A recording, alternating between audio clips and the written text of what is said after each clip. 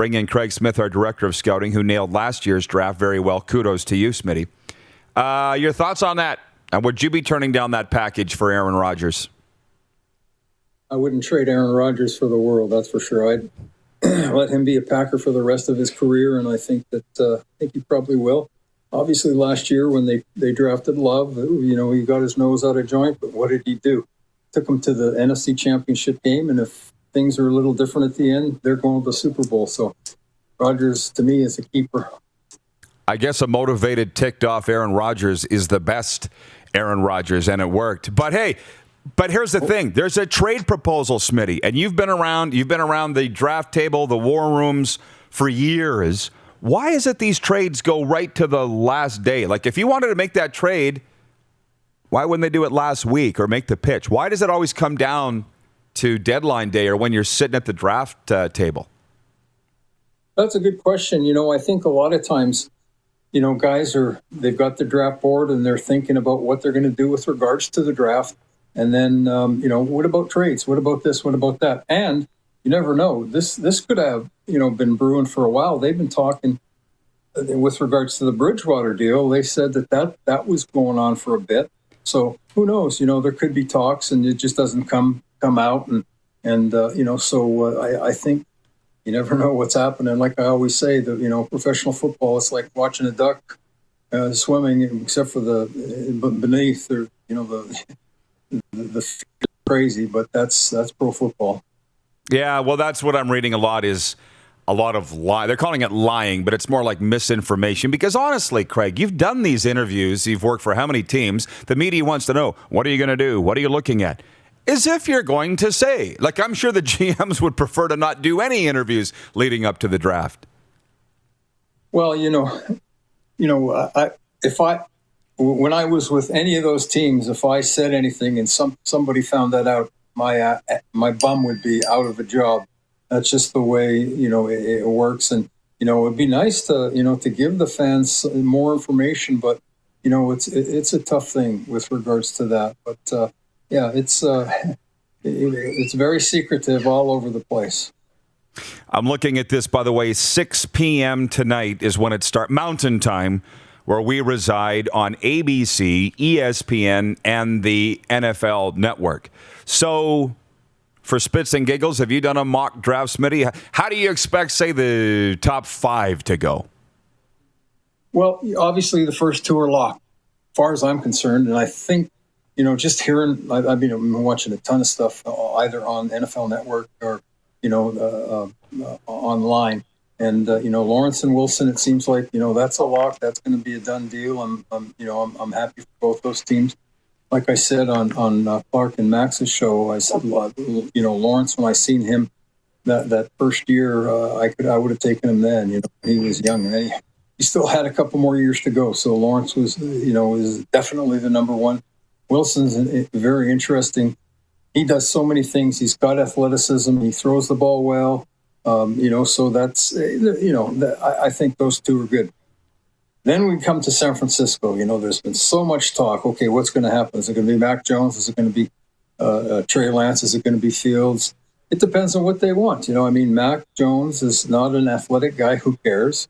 He has enough athleticism, throws the ball well, more of a touch passer. And, in CFL, we had one of the best touch passers that I would take forever was Ricky Ray, and smart. Obviously, he had excellent targets, but he's a darn good quarterback. So are they going to go with them? Or are they going to go with a little more athletic guy? I don't know if you saw Lance and Fields pro days. It was like the people were saying, the ball just explodes off their hand. Fields, I brought this up the other day. His first game back, he was the guy that petitioned to try to get back. The Big Ten wasn't playing, and they got back. His first game back was against Nebraska, went 21-22 for 267, accuracy galore. Then the toughness that he showed when he took that hit from the Clemson player. I thought he was done, came back, led them to a big victory. Then he played the next week. There's just so many different things. And his ability to run, I think, what did he run, a 4.46 or something like that? Such an amazing athlete. I kind of think of, look, what does Baltimore have? They have a kid that is an amazing athlete and run like the wind. But I think Fields to me is a heck of a lot better passer. Now Jackson, he was an MVP. Now can Fields come in and do the same? And from what the reports I heard, is just a great kid. And Lance, I'm partial to that NDSU program. I've been to the Fargo Dam. I scouted them. I love Wentz. Now, the not last year, the year before, 2019, he didn't throw an interception. Now, I don't think that's ever happened in NCAA top-level football. 28 touchdowns, 0 interceptions, just amazing. And again, he's not as fast as Fields, but he's like a 4.6. And so there's athleticism. He's got a gun. He hasn't played much, so we'll see what happens there.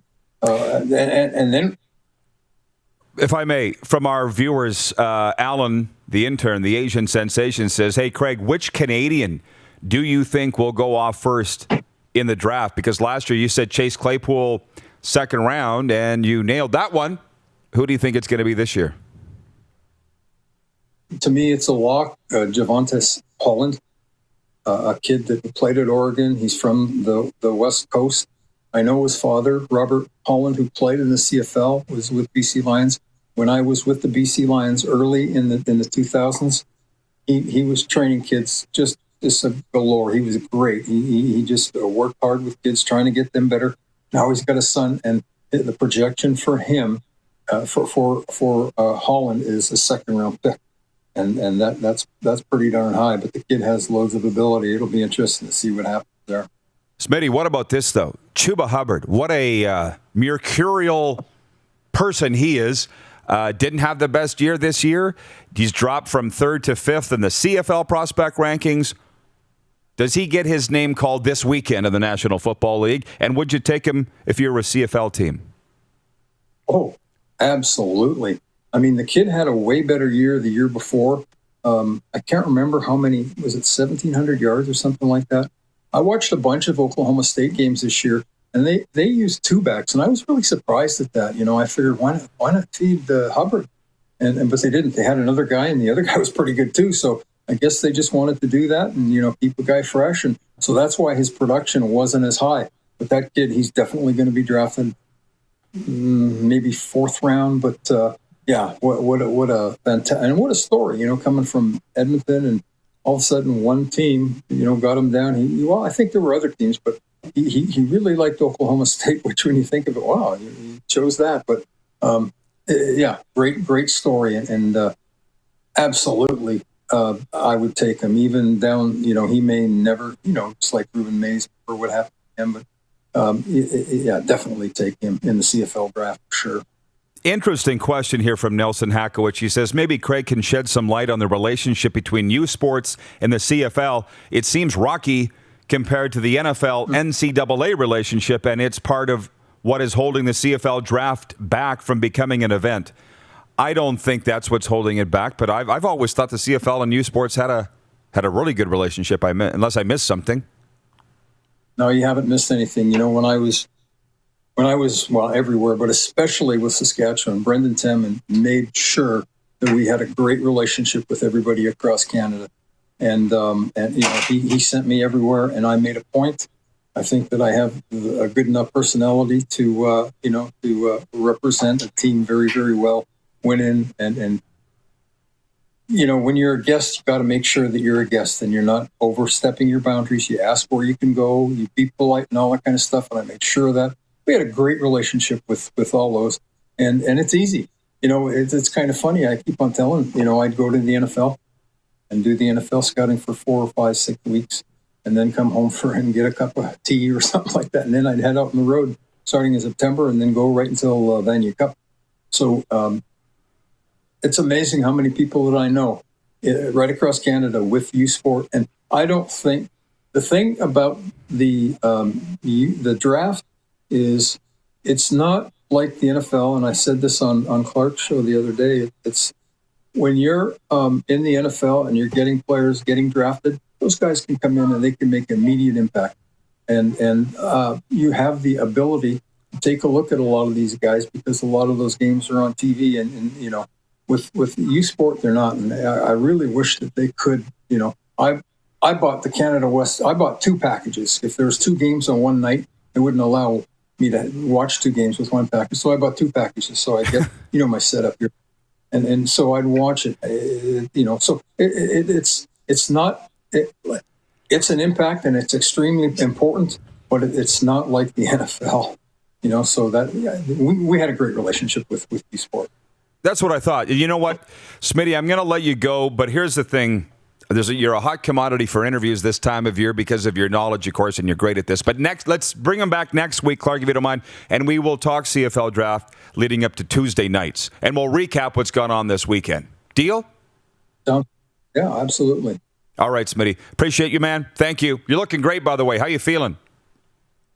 Good. 191 pounds. I've been, getting better, getting stronger. I need to get stronger, my legs and all that kind of stuff. But yeah, doing pretty good. Oh, great. Good to hear, man. Thank you. Enjoy the draft. You.